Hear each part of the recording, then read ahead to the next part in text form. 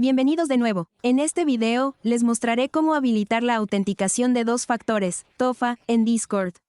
Primero, abran la aplicación de Discord e inicien sesión en su cuenta. Una vez en la pantalla principal, hagan clic en el icono de configuración en la parte inferior. En la siguiente pantalla, vayan a la sección de contraseña y seguridad.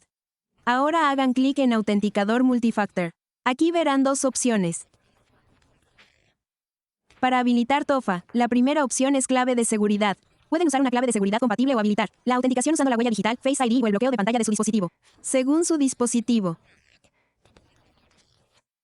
La segunda opción es aplicación de autenticación. Hagan clic en la aplicación de autenticación y, luego escaneen el código QR usando una aplicación de autenticación, como Google Authenticator o Microsoft Authenticator. Después de escanear el código QR, ingresen el código de verificación, generado por la aplicación de autenticación en Discord. Una vez que el código se verifique, la autenticación de dos factores se habilitará correctamente en su cuenta de Discord. Y eso es todo, han aprendido a habilitar la autenticación de dos factores, TOFA, en Discord.